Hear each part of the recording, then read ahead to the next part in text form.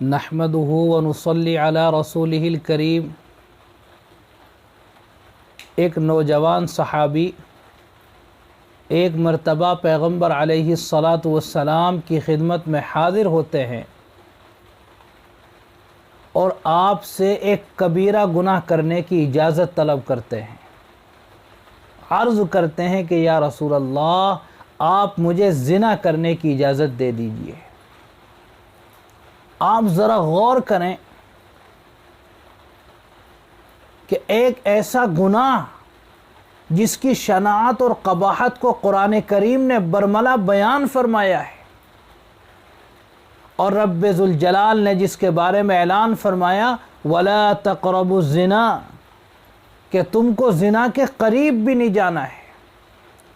یعنی قرآن کریم میں کہیں ایسی جگہ نہیں ہے کہ جہاں باری تعالیٰ نے یہ ارشاد فرمایا ہو کہ تم زنا مت کرو، بلکہ یہ اعلان فرمایا کہ وہ اعمال جو تمہیں زنا تک پہنچانے والے ہیں، وہ حرکتیں جو تمہیں زنا کے قریب لے جانے والی ہیں، ان سے بھی تمہیں دوری اختیار کرنی ہے، ان سے بھی دور رہ کر زندگی گزارنی ہے۔ بد نظری نہیں کرنی، کسی غیر محرم عورت پر نگاہ نہیں ڈالنی، کسی غیر محرم عورت سے کلام اور گفتگو مت کرنا۔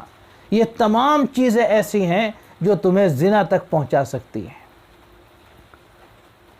بہرحال وہ صحابی رسول پیغمبر علیہ الصلاۃ والسلام سے زنا کرنے کی اجازت مانگ رہے ہیں، زنا کرنے کی اجازت طلب کر رہے ہیں۔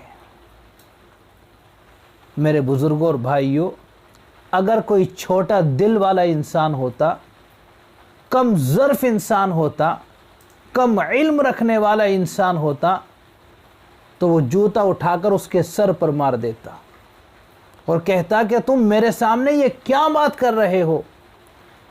لیکن قربان جائیے جناب رسول اللہ صلی اللہ تعالی علیہ وسلم کے ظرف پر، بلند کردار پر، بلند اخلاق پر، کہ آپ اس نوجوان صحابی کو کچھ نہیں کہتے، بلکہ آپ اس سے ایک سوال کرتے ہیں اور معلوم کرتے ہیں کہ بھئی مجھے یہ بتاؤ، اگر کوئی انسان تمہاری ماں کے ساتھ یہ حرکت کرنے لگے تو کیا تم اس کو برداشت کر سکتے ہو؟ اس نے کہا کہ نہیں۔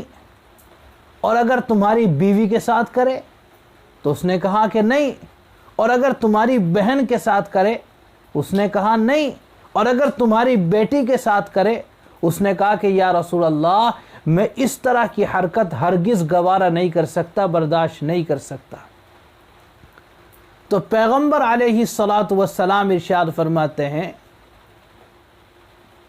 کہ جس عورت سے تم زنا کرو گے، جس عورت کی عزت کے ساتھ تم کھلواڑ کرو گے، بے شرمی اور بے غیرتی کا مظاہرہ کرو گے، وہ بھی تو کسی کی ماں ہوگی، کسی کی بہن ہوگی، کسی کی بیوی ہوگی اور کسی کی بیٹی ہوگی۔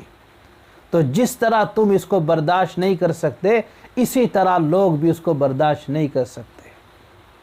پیغمبر علیہ الصلاۃ والسلام نے نہایت حکمت، دانائی اور ہوشیاری کے ساتھ ان کو یہ بات سمجھائی، اور سمجھانے کے بعد اس نوجوان صحابی کے دل پر آپ نے ہاتھ رکھ کر دعا دی۔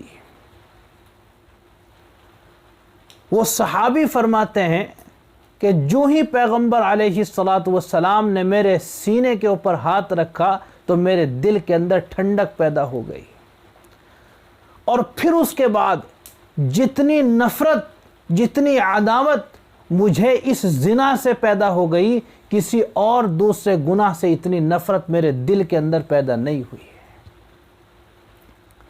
تو میرے بھائی اور بزرگوں، اس کو بیان کرنے کا مقصد یہ ہے کہ اگر کسی انسان کے اندر کوئی گناہ ہے، کوئی انسان ایسا ہے کسی بدکاری کے اندر، بے حیائی کے اندر مبتلا ہے، تو اس کو ذلیل نہ کیا جائے، اس کو عار نہ دلائی جائے، اس کی توہین نہ کی جائے، اس کی بے عزتی نہ کی جائے، بلکہ نہایت حکمت، دانائی اور عقل مندی کے ساتھ اس کو سمجھایا جائے۔